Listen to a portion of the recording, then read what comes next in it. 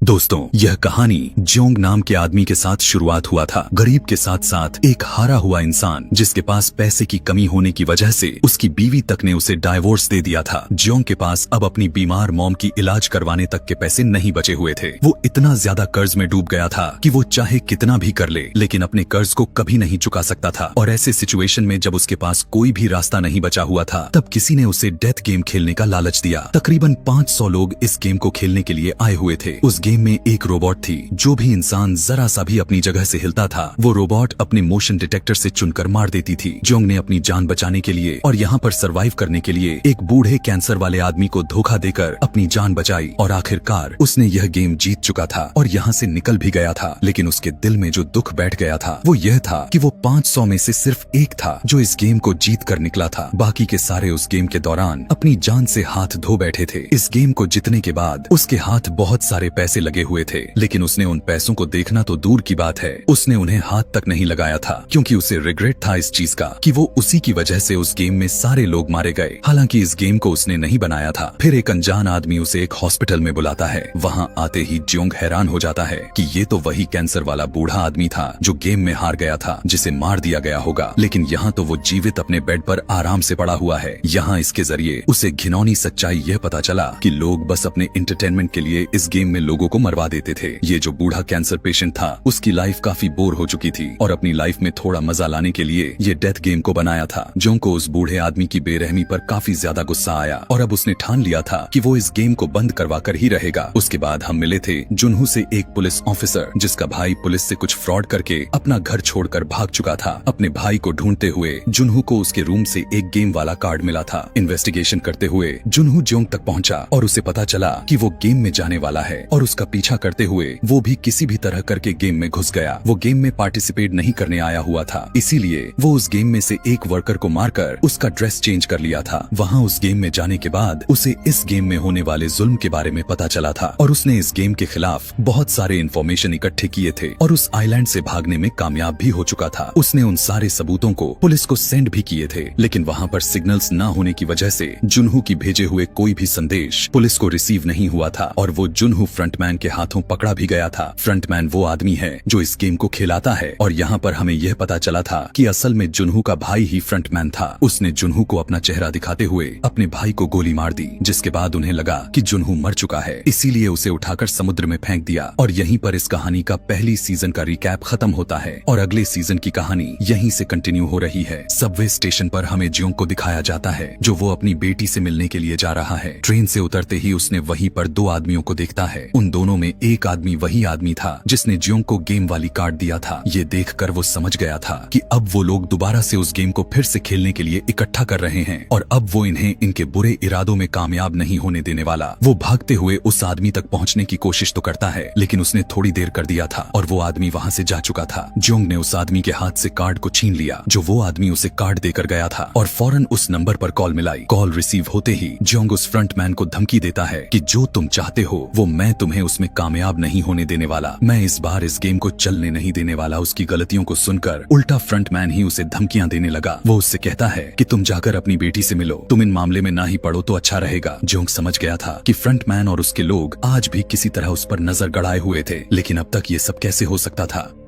वो समझ गया था कि जरूर उसके बॉडी में कोई ट्रैकर लगा होगा। वो तुरंत वॉशरूम में जाकर अपने बॉडी में उस ट्रैकर को ढूंढने लग जाता है और उसे अपने कान के नीचे लगा हुआ ट्रैकर मिल भी जाता है जिसने उसे एक कट्टर से कट करके निकाल दिया। यहाँ से सीन शिफ्ट हुआ और हमने जुनहू को देखा जिसे लास्ट सीजन में उसे फ्रंटमैन ने यानी उसे अपने ही भाई ने गोली मारकर पानी में गिरा दिया था। पता चलता है कि उसे एक फिशरमैन ने रेस्क्यू कर लिया था और अब वो हॉस्पिटल में एडमिट था। काफी दिन गुजर जाने के बाद जुनहू को होश आया है। दूसरी तरफ जोंग जो अपने कान के नीचे से जो ट्रैकर निकाला है वो अब खुलेआम हो चुका था ताकि उसे स्क्विड गेम वाले ट्रैक ना कर पाए। इसके बाद तकरीबन 2 महीने इसी सीजन में गुजार दिया गया और हमें जुनहू को दिखाया जाता है जो अभी तक वो अपने भाई को ढूंढ रहा है और वो अब ट्रैफिक पुलिस में है। वो अपने काम के साथ साथ अपने भाई को पकड़ने का भी प्लान था क्योंकि उसने भी देखा था कि कैसे ब्रुटल तरीके से लोगों को मार दिया जाता था। वो जब इस केस के बारे में अपने सीनियर से डिस्कस करने लगा तब किसी ने इसकी बात नहीं मानी क्योंकि जब जुनहू ने उस आइलैंड से जो उन सारे सबूत को सेंड किए थे वो इन लोगों तक पहुंच ही नहीं पाए आए थे और सभी को लगने लगा था कि जुनहू झूठ बोल रहा है। अगले सीन में हमें जियोंग को दिखाया जाता है जिसे अब फ्रंटमैन ने ट्रैक कर लिया था। फ्रंटमैन उसका दरवाजा नॉक करता है। डरते हुए जब जियोंग ने अपने दरवाजे को खोला था तब फ्रंटमैन ने 2 कटे हुए सर अपने साथ लाया हुआ था। दोनों की आंखें एकदम खुल गई थीं और यहाँ पर जियोंग की भी आंखें अचानक से खुला, जिससे हमें पता चला कि ये तो बस उसका एक सपना था। डरकर जैसे ही वो उठा तो उसके दरवाजे पर किसी ने नॉक किया। ये वही आदमी था जिसने पहले सीजन में जियोंग को बहुत ज्यादा उधार दिया था, लेकिन अब वो गैंगस्टर जियोंग के लिए ही काम करता था। अपने साथियों के साथ मिलकर सबवे स्टेशन पर उन लोगों को ढूंढने का जो उस गेम के लिए लोगों को मैनिपुलेट करते हैं। अब वही टाइम आ चुका था जिस टाइम में जो आज से 2 साल पहले जियोंग को गेम में जाने के लिए कहा गया था। इसलिए अब वो उस गैंगस्टर को हर सबवे स्टेशन पर लड़कों को जगह जगह खड़े करने की ड्यूटी लगा देता है, जिसके लिए उसने उस गैंगस्टर को 1 मिलियन येन भी दिए थे और साथ ही उसने ये भी वादा किया था कि अगर उन्होंने उस आदमी को किसी भी तरह ढूंढ निकाला जो स्क्विड गेम ले जाने के लिए लोगों को फंसाता रहा है और अब भी फंसा रहा है, तो जियोंग इन्हें 1 मिलियन येन और इनाम के तौर पर देगा। इनाम के नाम सुनते ही गैंगस्टर का तो होश ही उड़ जाता है और उसने अपने साथ वाले आदमियों को भी लालच दिया कि जो भी उस आदमी को ढूंढेगा उसे इनाम की आधी रकम मैं दूंगा। जियोंग ने लालच उन्हें इसलिए दिया था ताकि सभी लोग दिल लगाकर काम करें और अगर इन्हें इस बार वो आदमी नहीं मिला तो उन्हें 1 साल का और इंतजार करना पड़ जाएगा और इस 1 साल में उस गेम के जरिए बहुत सारे लोगों की मौत भी हो जाएगी। यहाँ पर जुनहू भी स्क्विड गेम वाला आइलैंड को ढूंढने की कोशिश कर रहा है। इस काम को उसी फिशरमैन के साथ मिलकर कर रहा है जिसने उसकी जान बचाई थी, जहाँ से जुनहू उस फिशरमैन को मिला था। वो लोग उसके आसपास के सारे आइलैंड को चेक कर लिए थे, लेकिन अभी तक उन्हें कहीं पर भी स्क्विड गेम वाला आइलैंड नहीं मिल पाया था। अगले सीन में हमें उसी गैंगस्टर को दिखाया जाता है जो अपनी एक नई टीम को ट्रेनिंग दे रहा है। उसने सारे लोगों को बताते हुए कहता है कि उन सभी लोगों को सबवे स्टेशन पर एक ऐसे आदमी को ढूंढना है जो सूट पैंट पहना हुआ और उसके हाथ में पैसों से भरा ब्रीफकेस है और वो सबके साथ ताकची गेम खेलेगा और उसके बाद वो उन्हें एक कार्ड देकर जाएगा। सब अपने काम पर लग जाते हैं और कई दिनों की मेहनत के बाद वो आदमी सबवे स्टेशन पर 2 लोगों के साथ गेम खेलते हुए वो आखिरकार मिल ही जाता है।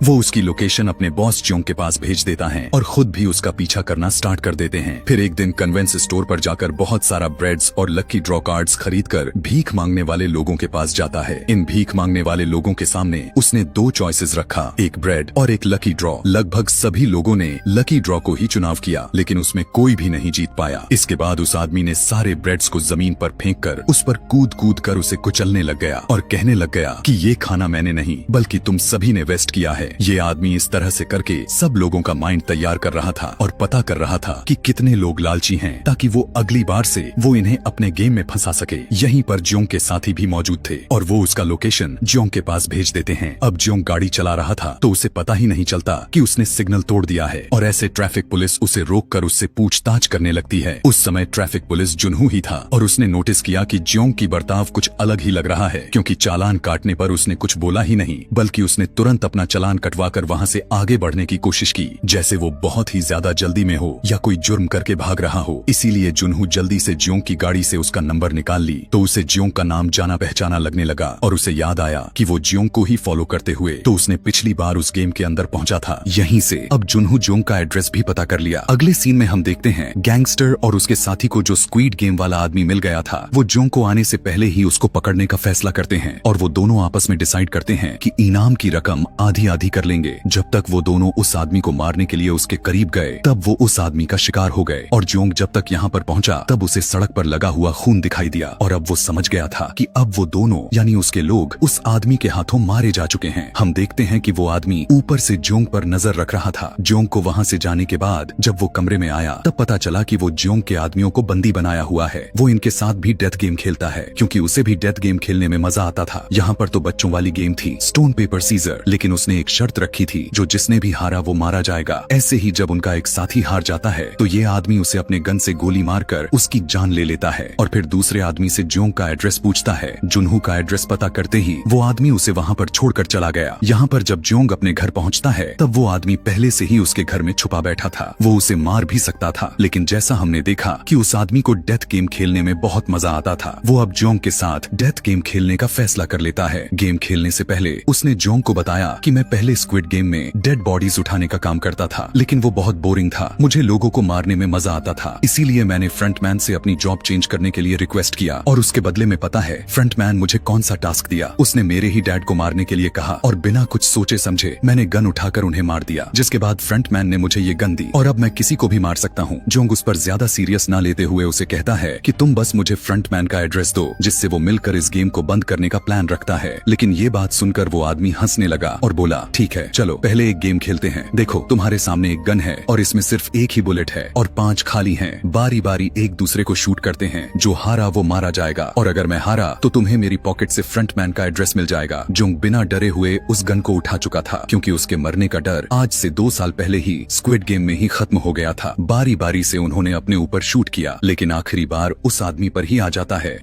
तो वो गन को उठाकर तुरंत खुद को शूट कर लिया। वो खुद ही अपने जाल में फंसकर मारा जाता है। जोंग जीत गया और अब जोंग को उसके पॉकेट से फ्रंटमैन का एड्रेस मिल गया। इससे पहले कि वो कुछ कर पाता, उसकी बदकिस्मती से जुनहू, जो कि एक ट्रैफिक पुलिस में काम करता है और इसे जोंग को गाड़ी चलाते हुए उस पर शक हुआ था, वो उसका पीछा करते हुए उसके घर पर आ गया था। वहाँ पर आते ही उसे गन की आवाजें सुनाई दी, जिससे उसका शक सच में बदल गया कि जोंग एक क्रिमिनल है। वो फौरन दरवाजा तोड़कर अंदर आया और वो उसे किलर समझकर उसे इनकाउंटर करने ही वाला था कि ठीक वक्त पर आकर उसे किसी आदमी ने रोक लिया। ये वही लड़का था जिसके साथ वो मारा हुआ आदमी उससे गेम खेलते वक्त जिसका एक साथी मर चुका था और उसे वहीं अपने अड्डे पर बांधकर चला आया था। उसकी तो किस्मत अच्छी थी कि वो अपने आप को किसी तरह से बचाकर वहां से निकल आया और जोंग को सारी सच्चाई बताने के लिए। लेकिन जब तक वो यहाँ पर पहुंचा, उसने देखा कि यहाँ पर सारी माहौल ही बदल चुका था। उसने जोंग की जान जुनहू से बचाई, जोंग को सारी सच्चाई बताई, डेथ गेम के बारे में की, कैसे इस मरे हुए आदमी ने हमारे साथ उनके साथ भी डेथ गेम खेली और उसके एक साथी यानी उसके बॉस को मार दिया। बात को आगे बढ़ाते हुए जोंग भी अब जुनहू को स्क्विड गेम की सारी सच्चाई बताता है कि किस तरह से सारे लोगों को इस गेम में जान से मार दिया जाता है। वो जुनहू से कहता है कि मैं बुरा नहीं हूँ, मैं बस उस गेम को रोकना चाहता हूँ ताकि और मासूमों की जान बच पाए। स्क्विड गेम के बारे में जुनहू भी जानता था। वो जोंग को बताया, मैं तुम्हारा ही पीछा करते हुए उस गेम तक पहुंचा था। वहाँ मैं जाकर एक गार्ड को मारकर उसका शूट पहन लिया और मैं तुमसे कई बार बात करने की भी कोशिश की, लेकिन तुम मुझसे बात नहीं कर पाए। मैं जानता हूँ उस गेम में ये लोग सभी को किस तरह से मारते हैं और मारने के बाद उन डेड बॉडीज के साथ क्या किया जाता है, उनके ऑर्गन्स निकालकर बेच दिए जाते हैं। ये सब कुछ भी मैं जानता हूँ। इतने डिटेल्स तो जोंग को खुद भी नहीं पता थी, इसीलिए अब वो जुनहू को अपने साथ मिलाने का फैसला कर लेता है और जुनहू को वो अपना प्लान बताया कि स्क्विड गेम को बनाने वाले और उसके हर एक मेंबर को चुन चुन कर मार देगा। एक फ्रंटमैन है जिसे उसने आज तक नहीं देखा है, वो ब्लैक मास्क पहना रहता है। वो एक बूढ़े कैंसर पेशेंट के साथ मिलकर ये गेम बनाई है। वो उन आदमियों को मारकर इस गेम को खत्म करना चाहता है। यहाँ पर गैंगस्टर भी इन दोनों की बातें सुन चुका था। वो इन दोनों से कहता है कि अब मैं भी तुम्हारा साथ देना चाहता हूँ, मैं उनसे बदला लेना चाहता हूँ अपने उस साथी का जो मेरा राइट हैंड था, पर मैं पैसों के लिए नहीं बल्कि अपने हक के लिए साथ दूंगा। उसकी बात को सुनकर जोंग को काफी अच्छा लगा और उन दोनों को अपने एक रूम में ले गया जहाँ पर बहुत सारे पैसे रखे गए थे। इन सारे पैसों को जोंग उस गेम से ही जीत कर लाया था, लेकिन अब वो इन पैसों से उस गेम को बंद करने के लिए खर्च करेगा। जोंग उन दोनों को दिखाता है कि उसने ब्लैक मार्केट से बहुत सारी गन्स भी परचेज की हुई थी और उसने एक सीक्रेट जगह भी बनाई थी जहाँ वो ट्रेनिंग करता था। लेकिन इतना सब उसके लिए काफी नहीं था। उस लड़ाई के लिए उसे और लोगों की जरूरत थी। जोंग जुनहू को उसके पुलिस वाली जॉब पर छोड़ने के लिए कहता है ताकि वो अपने जॉब को अच्छे से पूरा कर पाए। यहाँ से सीन शिफ्ट हुआ और हमें नई लड़की जिसका नाम न्योल होता है उसे दिखाया जाता है। ये एक गरीब लड़की है और उसका एक जॉब ये है कि होटल में बनी कॉस्ट्यूम पहनकर बच्चों को खुश करना था। उसके पास रहने का कोई घर भी नहीं है और वो इसी होटल की बेसमेंट में रहती है। इसी के साथ ही न्योल के साथ एक छोटी बच्ची उसे बहुत ज्यादा अटैच हो चुकी है, जो रोज राह पर आया करती थी। लेकिन दुख वाली बात तो ये है कि उस बच्ची को बोन मैरो कैंसर है और बोन मैरो ट्रांसप्लांट करवाने के लिए उसके डैड के पास उतना पैसे नहीं होते और अब वो बच्ची मरने वाली है। एक दिन उस बच्ची को हॉस्पिटल में एडमिट कराया जाता है। उस बात की खबर लगते ही न्योल भी उस बच्ची को देखने के लिए हॉस्पिटल में जाती है। वो इस बच्ची को मदद करना चाहती है, लेकिन उसके पास तो खुद खाने के लिए पैसे नहीं है, तो वो उस बच्ची को क्या बचाएगी। रात में हम पार्क में न्योल को दोबारा से देखते हैं, जो वहाँ पर 2 लोग आकर उसे स्क्विड गेम का कार्ड दे जाते हैं। अगले सीन में हमें जुनहू को दिखाया जाता है, जो वो अपने मॉम के साथ डिनर पर बैठा था और उसकी मॉम बहुत ज्यादा उदास थी क्योंकि वो जुनहू के भाई के आने का इंतजार कर रही है। जुनहू को तो पता था कि उसका भाई अब कभी भी नहीं आने वाला, जिस काम में लगा हुआ है वो अब घर नहीं आएगा, लेकिन इस बात को सुनते ही उसकी मॉम नहीं मानती। तब वो एक बार फिर से अपने भाई को ढूंढने का फैसला करता है। यहाँ पर हम जियोंग को देखते हैं, जो इस टाइम वो अपनी दांतों का ऑपरेशन करवा रहा है। अपने दांतों में उसने एक नकली दांत फिक्स करवाया है जिसके अंदर ट्रैकर लगाया गया है। दरअसल वो कल फ्रंटमैन से मिलने वाला है, तो इसीलिए उसे सब कुछ ध्यान में रखते हुए हर काम करना होगा। ये लोग फ्रंटमैन को भी पकड़ना चाहते हैं और उसके बाद इस घिनौनी सारे हिस्सेदारों को पकड़ना चाहते हैं।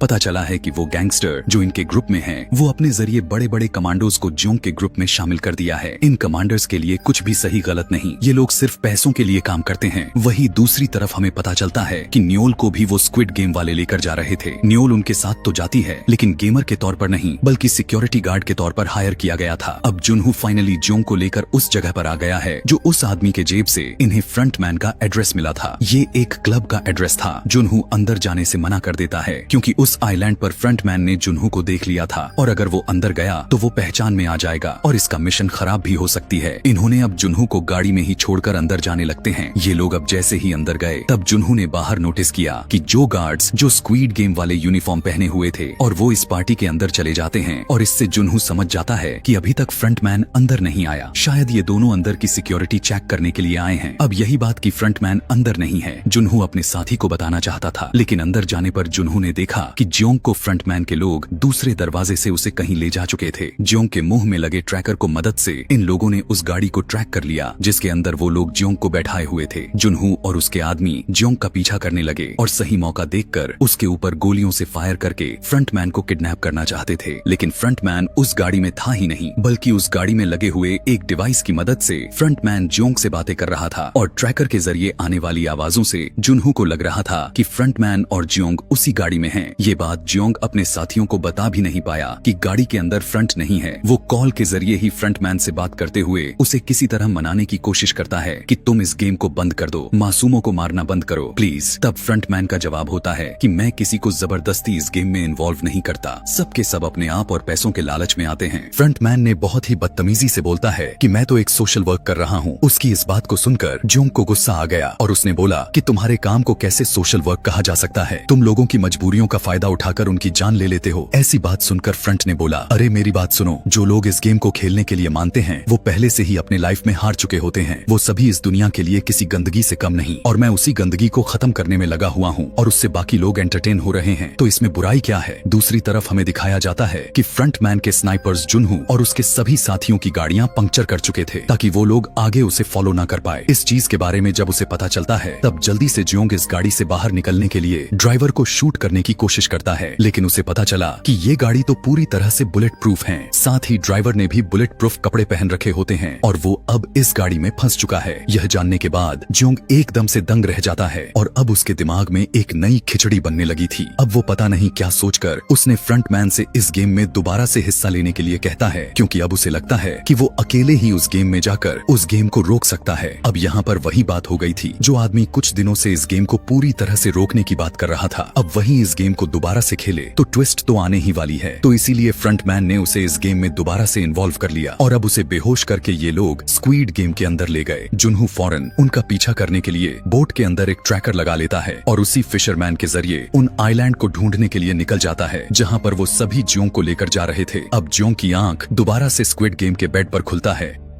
और उसे अपना पुराना ही नंबर दिया गया है। यहाँ पहले की तरह और भी बहुत सारे लोग हैं जो दूसरे को देखकर काफी ज्यादा कंफ्यूज हैं और साथ ही गेम के लिए भी कंफ्यूज्ड हैं कि आखिर क्या होने वाला है। जिसके बाद गार्ड्स उनके पास आकर गेम का रूल बताना शुरू करते हैं। रूल्स बताने के बाद पहले की तरह इन सभी की हिस्ट्री उन सबको दिखाई की। यहाँ सिर्फ वही लोग आए हुए हैं जिन पर मिलियन का कर्ज है। यह सब बताते हुए गार्ड्स ने सबको यह भी बताया कि इस गेम को जीतने वाले को 45.6 बिलियन येन मिलने वाले हैं। इस गेम को पूरे 6 राउंड में खेला जाएगा। एक दिन में बस एक ही राउंड को खेला जाएगा और हर गेम के बाद वोटिंग भी कराई जाएगी कि क्या मेजॉरिटी इस गेम को दोबारा खेलना चाहती है या नहीं, और अगर इस गेम को मेजॉरिटी नहीं खेलना चाहती तो जीते हुए पैसों को सभी प्लेयर्स में बांट दी जाएगी। ये एक नया रूल था। जोंग को पता चल चुका था कि ये नया रूल उसी के वजह से हुआ है। आगे बढ़कर सभी ने उनके दिए हुए कॉन्ट्रैक्ट पर साइन कर दिया। जोंग ने देखा कि सभी रूल्स पुराने थे, बस कुछ कुछ नए ऐड किए गए थे। इसके बाद एक एक करके सभी सभी प्लेयर्स की पिक्चर्स लिया गया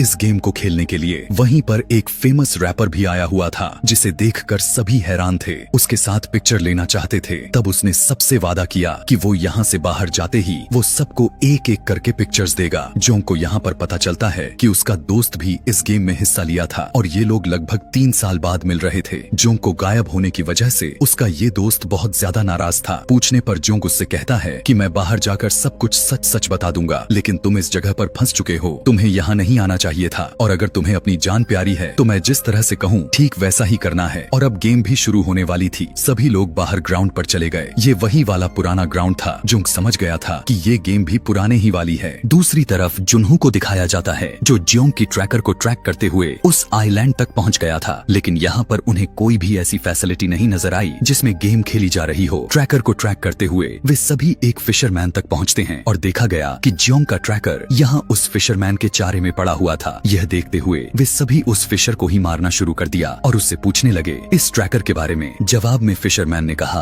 कि मुझे तो ये चारा बिल्कुल फ्री में मिला था। उधर उस गेम में जोंग काफी परेशान होता है कि जुनहू और उसकी टीम अभी तक रेस्क्यू करने के लिए क्यों नहीं पहुंचे, कहीं उसके ट्रैकर में तो कुछ खराबी नहीं हो गई। जोंग वहाँ के कमरे से छुपते हुए जब वो अपना लगवाया हुआ दांत को तोड़कर निकालता है तो ये देखकर हैरान रह जाता है कि उसमें ट्रैकर ही नहीं था, क्योंकि स्क्विड गेम वालों ने उसके ट्रैकर को ढूंढ कर निकाल दिया था। और अब जोंग समझ गया था कि अब वो बहुत बड़ी मुसीबत में फंस चुका है और अब चाह कर भी वो इस गेम से खुद भी नहीं निकल सकता। लेकिन फिर भी वो सबकी जान बचाने के बारे में सोचता है। वो सभी से चिल्ला चिल्ला कर कहने लगा कि इस गेम को आप सभी वैसे ही खेलेंगे जैसा मैं कहूँगा, वरना तुम सभी मारे जाओगे। अब गेम भी स्टार्ट हो चुकी। जोंग भी अपने एक्सपीरियंस से गाइड करते हुए सभी को आगे लेकर जा रहा था। जब डॉल का मुंह पीछे की तरफ जाती थी, सभी लोग जोंग के बात तो मान रहे थे, लेकिन बहुत से लोगों को विश्वास नहीं था कि जोंग सच बोल रहा है। उसी समय वो रैपर अपने बगल वाली लड़की के कान के नीचे मक्खी को देखकर उसे उड़ाने को कहता है। वो लड़की उस मक्खी की डर से हिल जाती है और डॉल ने उसकी मोशन को डिटेक्ट कर लिया और स्नाइपर से उसके सिर पे शूट करके मार दिया गया। इससे सब लोग एकदम से बौखलाकर इधर उधर भागने लगे। हालांकि जोंग उन्हें हिलने से मना भी कर रहा था और जो भी अपनी जगह से हिला वो सभी मारा गया। अब उनमें से कुछ कुछ को यकीन हो जाता है कि जोंग का बात मानना ही ठीक रहेगा और जोंग अब सभी को एक कतार लाइन में आगे बढ़ने को कहता है, जिसकी वजह से डॉल बहुत ही कम इनके मूवमेंट को डिटेक्ट कर पा रही थी। सब घबरा गए थे। इसी पैनिक अटैक को कंट्रोल करने के लिए रैपर अपना एक ड्रग ले लेता है और मदहोश होकर अपने सामने वाले काफी सारे लोगों को धक्का दे देता है, जिसकी वजह से डॉल इन्हें डिटेक्ट कर लेती और उन सभी को स्नाइपर से शूट करके मार दिया जाता है। जिसके बाद डॉल के मुंह पीछे करते ही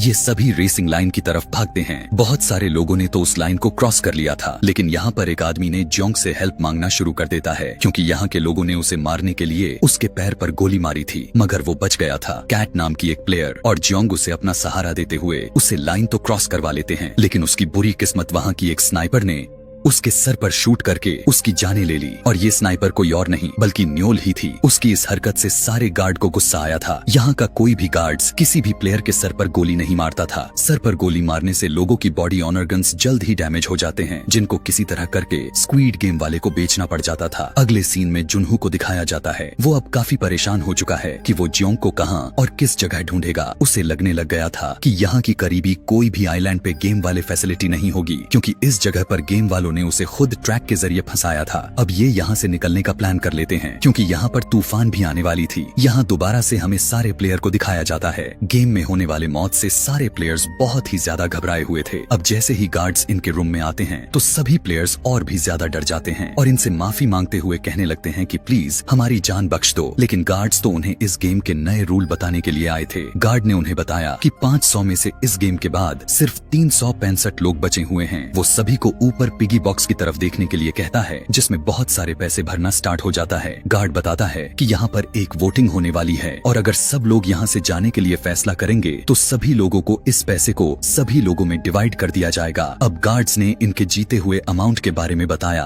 अगर उन सभी पैसों को इन बचे हुए प्लेयर में बांटा जाएगा तो ये पैसे एक एक इंसान को बहुत ही कम मिलते और सभी लोगों का कर्जा उससे ज्यादा था। इसीलिए बहुत से लोगों ने इस गेम को कंटिन्यू करने का फैसला किया। सबका फैसला बदलते देखकर जोंग सभी को समझा समझाता है अगर यहाँ पर रहे तो वैसे भी मारे जाएंगे, कोई भी लालच नहीं करेगा, यहाँ से जाने के लिए वोटिंग करो। जोंग की बात को सुनते हुए इन सभी के पीछे बैठी हुई एक तांत्रिक जो कि एक प्लेयर भी थी, वो कहती है हमारी मौत जहाँ पर लिखी होगी वहीं पर होने वाली है, अपने आने वाले मौत से ना डरो। ये मौत सुनने के बाद सभी के सभी लोगों ने वोटिंग करना स्टार्ट कर दिया। जोंग सबसे पहले आगे बढ़ा और उसने इस गेम को बंद करने के लिए वोटिंग किया। एक एक करके लोग आगे बढ़े और इस गेम को ना रोकने के लिए भी वोटिंग किए जा रहे थे और ये देख देख कर जोंग घबरा रहा था और आखिरी में इस वोटिंग को टाई कर दिया गया, क्योंकि आधे लोगों ने यहाँ से निकलने के लिए वोट किया और आधे लोगों ने यहीं पर रुकने का फैसला किया। अब बस एक ही इंसान था जिसके वोट पर यह सारा का सारा रिजल्ट था और वो था नंबर 1 नंबर प्लेयर। आगे आता है वो यहाँ इस गेम में रुकने के लिए वोटिंग बटन को दबा दिया। सिर्फ एक आदमी की वजह से ये गेम कंटिन्यू हो गई। यहाँ पर हमें पता चला कि ये आदमी कोई और नहीं बल्कि फ्रंटमैन ही है जो इस गेम में इन्हू बनकर आया है, जो कि अब वो खुद प्लेयर बन के खेलेगा। अब इसके बाद हमें मरे हुए लोगों की ताबूत को दिखाया जाता है जिनमें से कुछ पर क्रॉस के निशान बना हुआ था, जिसका मतलब था कि उसमें जो प्लेयर है उसके बॉडी के ऑर्गन्स इन्हें निकालने हैं। और दो आदमी जब उनके ऑर्गन्स निकाल रहे थे तब उन्हें सिर्फ 2 ही आदमी के ऑर्गन्स ठीक ठाक मिले। उन्होंने अंदाजा लगाते हुए कहने लगे कि हमारे गार्ड में से कोई तो है जो प्लेयर्स के सर पर गोली मार रहा है, जिससे ऑर्गन्स जल्द ही खराब हो जाते हैं, इससे उनका कारोबार बंद हो जाता है। इसीलिए जल्दी इस बात की खबर उन्होंने फ्रंटमैन को दे दिया। इसके बाद हमें सभी प्लेयर्स को दिखाया जाता है जिनमें जोंग तो काफी ज्यादा परेशान है, क्योंकि उसे अच्छे से पता है कि इस गेम में जो भी पार्टिसिपेट करता है वो मारा जाता है। उसी समय इन्हों बाकी प्लेयर्स को लेकर उसके पास आया और उसने जोंग से कहने लगा कि देखो तुम पहले भी इस गेम में आ चुके हो, तुम्हें सब पता है, यहाँ के बारे में तुम हमारी मदद कर सकते हो जिससे हम लोगों की जान बच जाए और हमें पैसे भी मिल जाए। उसकी बात सुनकर जोंग उन्हें बताता है कि पिछली बार हमें डालजूना गेम खेली थी जिसमें शुगर कैंडी के अंदर से हमने शेप को बाहर निकालना था। ट्रायंगल सबसे इजी शेप थी और अम्ब्रेला सबसे ज्यादा हार्ड था। ये सुनकर इन्होंने जवाब दिया। उसने कहा कि जिसने भी अम्ब्रेला चुना होगा वो तो सबसे बड़ा बेवकूफ होगा। इसके बाद जोंग को याद आया कि पिछले सीजन में अम्ब्रेला शेप उसी ने चुना था।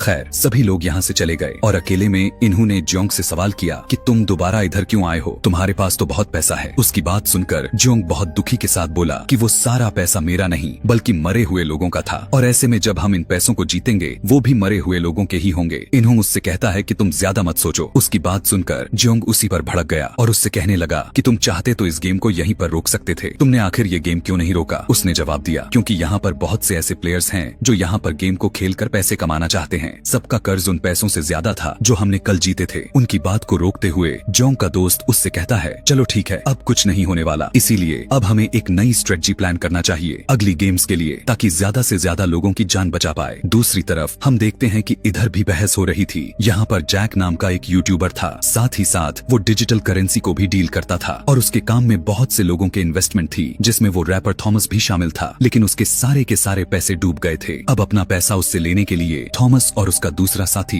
जैक को मारने लग जाते हैं, यह कहते हुए कि अब तुम्हें हमारे पैसे वापस देने पड़ेंगे। जोंग और उसका दोस्त इस लड़ाई को रुकवाते हैं। लड़ाई खत्म होने के बाद सभी अपने अपने बैट पर चले गए। बैट पर आने के बाद जोंग ने इन्हू से माफी मांगा उसकी गलत बिहेवियर के लिए और उसने बताया कि गेम में रुकने के लिए इसलिए जरूरी था कि उसकी वाइफ को लिवर कैंसर था, उसको लीवर ट्रांसप्लांट की जरूरत थी और जब उसने लिवर ट्रांसप्लांट के लिए बहुत सारे पैसे इकट्ठे किए और कर्ज लिया तो उसके डिपार्टमेंट वाले को लगा उसने क्रिप्शन की है, जिसकी वजह से उसकी जॉब भी उसके हाथ से चली गई और अब उस पे बहुत बड़ा कर्ज हो चुका है। वो ऐसे में बिना पैसे लिए यहाँ से नहीं जा सकता। उसकी इमोशनल को देखते हुए जोंग भी उसकी मजबूरी समझ गया था और उसने यहाँ से पूरी तरह ठान लिया कि वो आगे से अगले गेम में वो सबका साथ देगा। सीन शिफ्ट हुआ और हम देखते हैं कि अब नए वाले फ्रंटमैन के साथ न्योल को बुलाया गया है क्योंकि वो लोगों के सिर में गोली मार रही थी। फ्रंटमैन के पास आने के बाद जब वो इसकी वजह पूछता है तब न्योल उसे बताती है कि पुराने वाले फ्रंटमैन ने मुझसे यही करने के लिए कहा था कि यहाँ पर जितने भी बेकार हो चुके हैं उन्हें मार देना है। मैं सर में गोली इसलिए मारती हूँ क्योंकि उनके अंदर जान होती है। जिस पर वो आदमी कहता है कि अगली बार से तुम्हें उनके सर पर गोली नहीं मारनी क्योंकि हम उनके ऑर्गन निकालते हैं और उनके ऑर्गन्स बहुत से लोगों के जान भी बचा सकती है। तो याद रखना आइंदा तुम्हें गोली नहीं मारनी, वरना बेचने के लिए हमारे पास तुम्हारे खुद के भी ऑर्गन्स हैं और मैं जानता हूँ तुम अपनी बेटी को वापस पाने के लिए जिंदा रहना चाहती हो। यहाँ इनकी बातों से हमें न्योल के जिंदगी के बारे में भी पता चलता है कि वो कुछ साल पहले कोरियन मिलिट्री में एक सैनिक रह चुकी है लेकिन एक जंग में जब वो हिस्सा लेने गई उसी समय उसकी बेटी गुम यानी किडनैप हो गई और आज तक वो अपनी बेटी को ढूंढ रही है। यहाँ से अगले सीन में हमें जूनहू को दिखाया जाता है जो अपने ऑफिस में आकर इन सारे कहानी को बताते हुए अपने कमिश्नर से हेल्प मांग रहा था, लेकिन उसके पास कोई भी किसी बात का सबूत नहीं है। इसीलिए कमिश्नर उससे कहते हैं कि तुम्हें तो अच्छे से पता है कि हम बिना सबूतों के कुछ नहीं कर सकते और ना ही किसी भी चीज पर एक्शन नहीं ले सकते और तुम्हारी कहानी यकीन करने के लायक भी नहीं। मुझे तो लगता है कि तुम्हारी दिमागी हालत खराब होने लग गई है। इतना कुछ सुनाकर कमिश्नर उठकर वहाँ से चले जाते हैं और पता चलता है कि जूनहू ने अपने हाथ से अपनी जॉब भी खो दिया। लेकिन जूनहू अभी भी अपने बातों पर अड़ा रहता है क्योंकि उसे अच्छे से पता है कि असल में यहाँ क्या चल रहा है। इसीलिए वो अपनी सभी पुराने दोस्तों को इनवाइट किया स्क्विड गेम वाला आइलैंड ढूंढने के लिए। यहाँ से अब हमें दोबारा से गेम का सीन दिखाया गया। डालजन गेम स्टार्ट हो चुकी थी। जोंग के कहने पर सभी ने ट्रायंगल चुना था, लेकिन जैसे ही सभी ने बॉक्स को खोला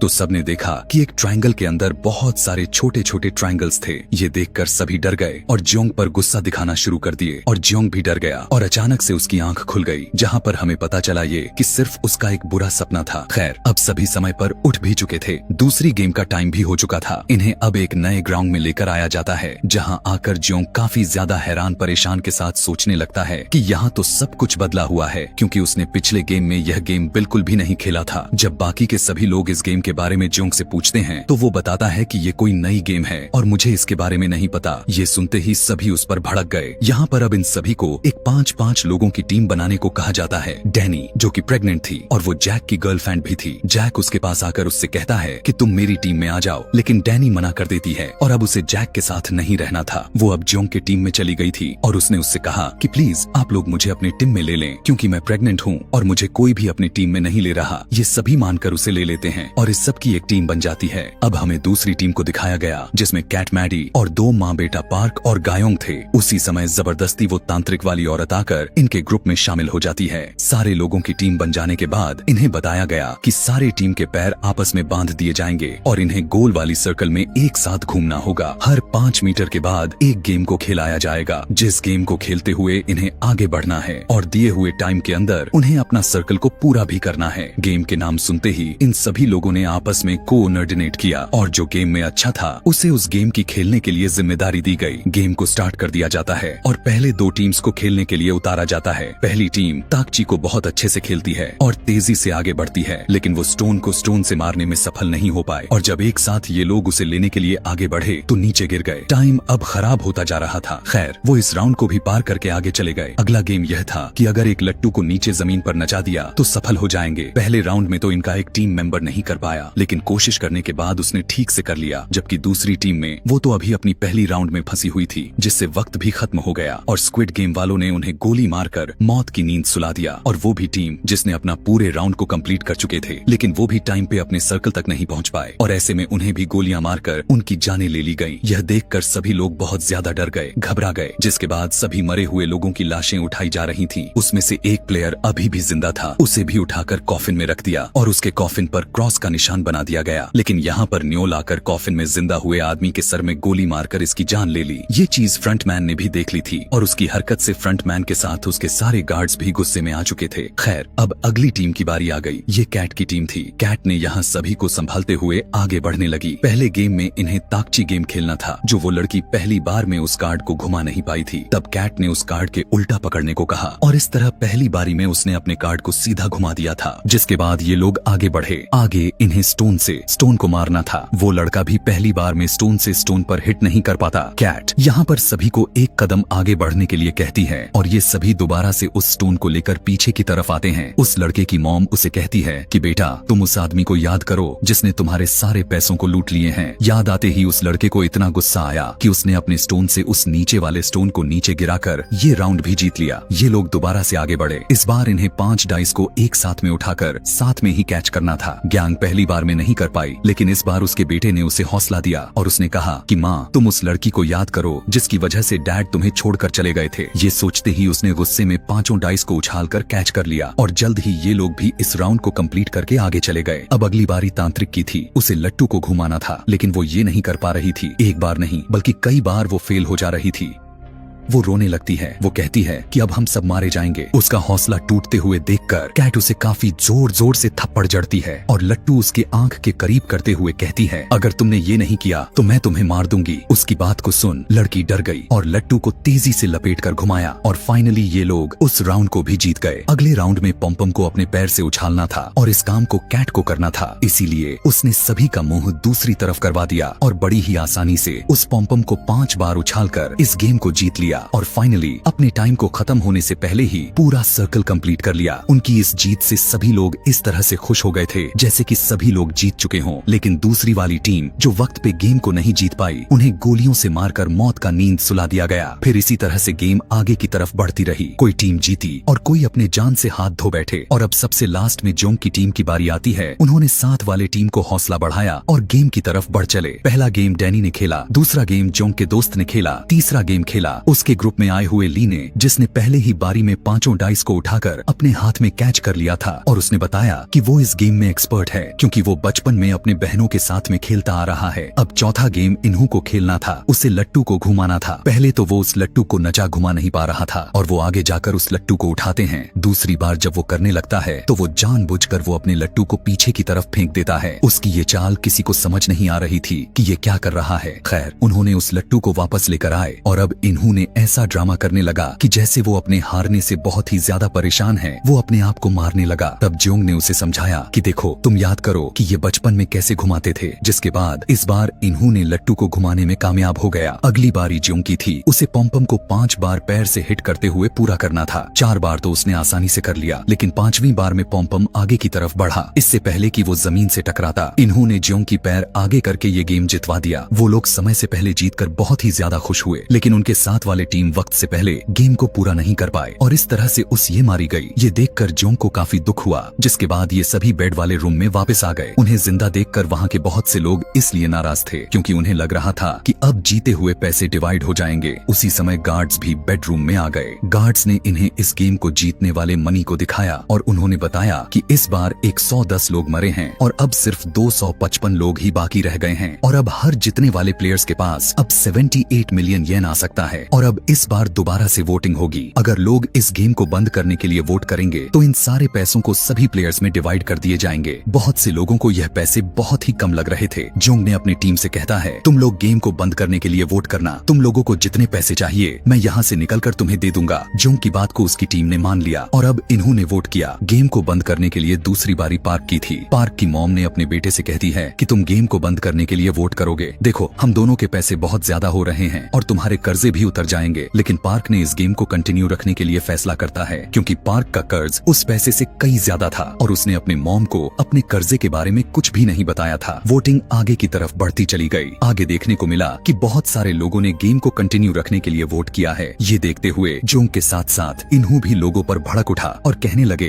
कि इतने सारे लोगों के मरने के बावजूद भी आप लोगों को इस गेम को अभी भी जारी रखनी है। तब एक ओल्ड वाला आदमी बोला कि तुम क्या जानो, हमारे ऊपर बहुत सारा कर्जा है, हमें पैसे को लेकर ही यहाँ से निकलना है। ऐसे ही एक दूसरा लड़का बोला कि अगर मैं बाहर किसी तरह से चला भी गया तो वैसे भी मर जाऊंगा, इससे अच्छा यहाँ रहकर कुछ पैसे कमा लूं या फिर यहीं पर अपनी कुर्बानी दे दूं। सभी प्लेयर्स को एक बड़े से हॉल में लेकर जाया गया जहां पर एक स्टेज घूम रहा था। सभी को उस स्टेज पर खड़ा होना था। स्टेज पर घूमने पर इन्हें एक नंबर दिया जाएगा और इन्हें उतने ही नंबर की टीम बनाकर सभी को एक रूम में खुद को बंद करना है, जिसके बाद बचे हुए लोगों को जान से मार दिया जाएगा और अगर रूम में दिए नंबर से ज्यादा या कम लोग पाए गए तो उन्हें उसी रूम में मार दिया जाएगा। उनकी इस रूल को सुनकर सभी लोग अपना अपना स्ट्रेटजी बनाना शुरू कर दिए कि उन्हें इस गेम को कैसे खेलना है। स्टेज भी घूमना बंद हुआ और इन्हें 10 का नंबर दिया गया। 30 सेकंड में इन्हें 10 लोगों की टीम बनाकर किसी रूम में जाना था। जोंग और कैट की टीम जल्दी जल्दी एक रूम में चले गए और अंदर जाकर उन्होंने उस दरवाजे को अंदर से लॉक कर लिया। जल्दी से 30 सेकंड खत्म हो गए और जो भी प्लेयर्स बाहर बच गए थे उन्हें गार्ड्स ने गोलियों से भून दिया और ये देखकर जोंग बहुत ही ज्यादा दुखी हुआ। उनके रूम में इस टाइम तांत्रिक भी खड़ी थी और वो उसने सबसे कहने लगी कि तुम सभी मेरे वजह से जिंदा हो। ये सुनते ही जोंग के साथ सबने उसकी तरफ मुड़कर देखा। तांत्रिक जोंग से कहने लगी कि अगर तुम यहाँ पर अभी भी जिंदा हो तो समझो यहाँ पर बहुत ही बड़ा कुछ होने वाला है। लेकिन कोई भी उसकी बातों पर ज्यादा ध्यान नहीं दे दे रहा था। इसी तरह से अगले राउंड के लिए ये लोग दोबारा से स्टेज पर आ गए। स्टेज घूमते हुए रुका और इन्हें अगला 4 नंबर मिला। सभी लोग जल्दी जल्दी से अपनी टीम को तोड़कर अपने कमरे की तरफ आ गए। कैट की टीम तांत्रिक को छोड़कर अपने रूम में बंद हो गई थी, जबकि जियोंग की टीम ने इन्हों को छोड़ दिया था। और फिर उसी तरह से बचे कूचे लोग अपना जान से हाथ धो बैठे, यानी उन्हें गन से शूट करके मार दिया गया। गार्ड्स ने देखा कि एक रूम में 3 लोग थे। गार्ड्स ने उन्हें जान से मार दिया। ये लोग जब रूम से बाहर आए तो तांत्रिक उन्हें अजीब नजरों से देख रही थी, जबकि जियोंग और उसकी टीम इन्हों के लिए काफी परेशान थे। लेकिन इन्हों सेटिस्फाई था। वो कहने लगा कि मैं लोगों से जल्दी दोस्ती कर लेता हूँ, इसीलिए मैं बच गया। जिसके बाद फिर से अगला राउंड शुरू हुआ और इन सभी को इस बार 3-3 का नंबर सुनने को मिला। इन्होंने दोबारा से अपनी टीम को तोड़ा और आगे बढ़ने लगे। गोंग अपनी बेटे पार्क के साथ आगे जाना चाहती थी, लेकिन 2 लड़कों ने जबरदस्ती पार्क को पकड़कर रूम में ले गए। और यह देख उसकी माँ ने परेशान हो गई कि उसके बेटे ने उसे छोड़ दिया कि तभी ठीक वक्त पर जियोंग और इन्हों आकर उसे अपने साथ ले गए। वहाँ पर बैठकर भी गोंग बहुत ज्यादा परेशान थी, क्योंकि उसके बेटे को उसकी बिल्कुल भी परवाह नहीं थी, चाहे उसकी मॉम मर भी जाए। उसकी ये बात सुनकर जियोंग और इन्हों को भी काफी दुख हुआ। ये लोग अब दोबारा रूम से बाहर आए, जहाँ पर पार्क भी इस चीज से दुखी था कि उसने अपने मॉम को छोड़ दिया, लेकिन गोंग ने उसे गले लगाकर संभाल लिया। इधर कैट और मैडी भी गोंग से मिले, जिनको एक तीसरे बंदे ने मिलकर बहका लिया था, और वो भी अब से इनकी टीम का मेंबर बन चुका था। खैर अगला राउंड भी शुरू हो गया। इस बार इन्हें नंबर मिला 6 का। ये दोबारा टीम बनाने लगे। मैडी और कैट की टीम से डैनी को लेकर एक रूम की तरफ बढ़ी, लेकिन गलती से मैडी को धक्का देने पर वो पीछे रह गई। सभी लोग परेशान हो गए, लेकिन तभी अचानक से जैक इनके रूम में घुस गया और इनका रूम लॉक कर लेता है। और बाहर मैडी रह जाती है और उसे इनके आंखों के सामने गोलियों से भून दिया जाता है। कैट उसके मरने से काफी ज्यादा दुखी थी, क्योंकि गेम में आते ही पहली उसकी दोस्त कोई और नहीं बल्कि मैडी ही बनी थी। वो उसके मरने की गुस्सा जैक के ऊपर निकालने लग जाती है, लेकिन जैक उनसे कहता है कि अगर मैं सही वक्त पर आकर तुम्हारा रूम को लॉक नहीं किया होता, तुम सभी के सभी मारे जाते। मेरा एहसान मानो कि मैंने तुम्हारी जान बचाई है, क्योंकि मैडी सही वक्त पर अंदर नहीं आ सकती थी। यहाँ पर उसकी बात गलत भी नहीं था, इसीलिए अब सभी उसे कुछ नहीं कहते।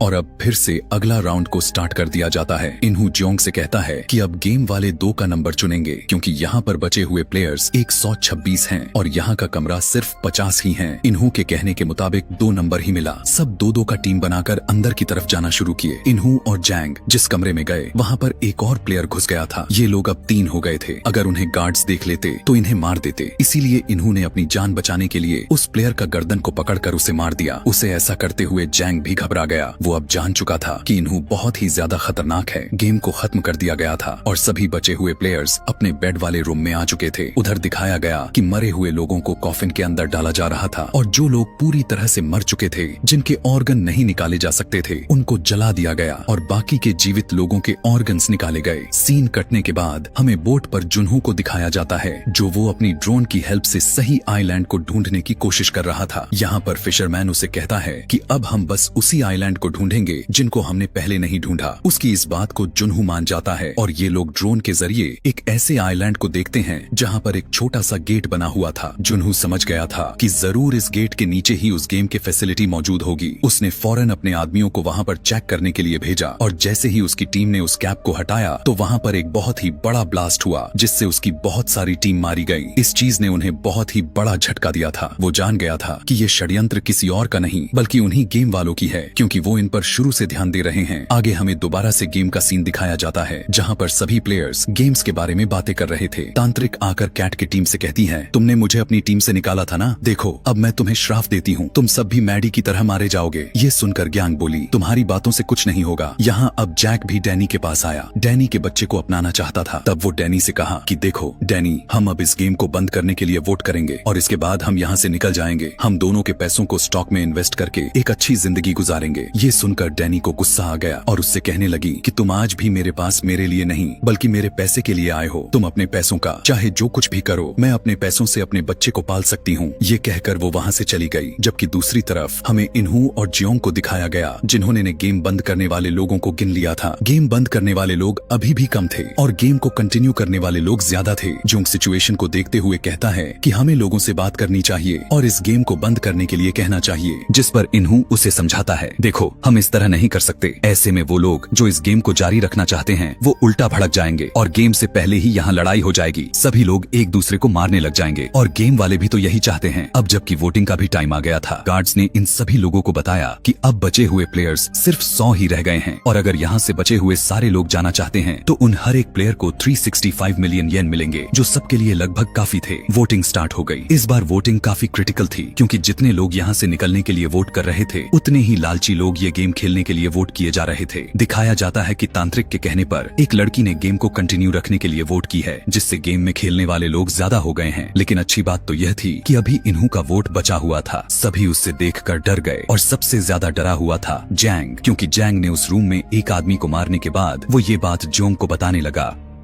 लेकिन उससे पहले ही इन्होंने उनके हक में वोट देकर उसकी इस बात को काट दिया और सभी लोग खुश हो गए। लेकिन वोटिंग टाई हो गई। इस वोटिंग का कोई भी रिजल्ट नहीं निकला, तो इसीलिए गार्ड्स ने कहा कि अब वोटिंग सुबह में दोबारा से कराई जाएगी। अब सभी लोग जिन्होंने इस गेम को खत्म करने के लिए वोट दिया था वो सभी परेशान थे कि पता नहीं सुबह में क्या होने वाला है। तब एक आदमी उन्हें उनसे कहने लगता है कि हम उनके किसी एक आदमी को मनाकर अपनी तरफ बुला लेते हैं। यह सुनकर पार्क आगे बढ़कर कहता है कि अगर तुम लोग इस गेम को कैंसिल करने के लिए कहते हो तो मैं तुम सभी को खाने की पार्टी दूंगा। लेकिन उसकी बात से सामने वाली टीम भड़क उठी। सामने वाले टीम के ओल्ड आदमी बोला कि अगर तुम सब मर गए तो हमें और भी पैसे मिलने वाले हैं। इधर से ली नाम का लड़का खड़े होकर कहता है और अगर गेम ना बंद हुई तो देखना तुम सभी मारे जाओगे। बहस बढ़ते बढ़ते लड़ाई तक चली गई। ये सभी लोग अपनी लाइन पर भी आ गए कि तभी जोंग ने नोटिस किया कि आज इन सबको खाने के साथ फॉक्स भी दी गई थी कि अगर लड़ाई हो तो उसे हथियारों के तौर पे यूज किया जा सके। सीन कट होकर हमें वॉशरूम में दिखाया गया कि वो रैपर एक आदमी को डरा धमका रहा है क्योंकि उसने गेम को बंद करने के लिए वोट किया है, जबकि रैपर ने उसे गेम को कंटिन्यू रखने के लिए वोट देने को कहा था। ये देखकर वहीं पर जैक आकर कहने लगा कि तुम किसी को भी धमका नहीं सकते। वोटिंग के लिए बातों ही बातों में इनकी बहस हो गई और इनमें लड़ाई शुरू हो गई। जैक इस लड़ाई से बचने के लिए बहुत कोशिश किया, लेकिन रैपर उसकी गला दबाकर उसे मारने ही वाला था। पर उस वक्त पर ना चाहते हुए भी रैपर के ऊपर फोर्क से हमला करके उसे मार दिया। उसने फोर्क रैपर के गले में घुसा दिया था, जिससे उसकी वहीं पर डेथ हो गई। रैपर के मरने के बाद हमें दिखाया गया कि सिर्फ रैपर में ही नहीं बल्कि यहाँ सभी लोगों के बीच में लड़ाई चल रही थी और वॉशरूम के बाहर गार्ड्स पहरा दे रहे थे क्योंकि ये लोग तो खुद चाहते थे कि ये लड़ाई होती रहे। जिसके बाद हॉल में बता दी गई कि वॉशरूम में बहुत सारे लोग आपस में लड़कर मर गए हैं और उनके मरने से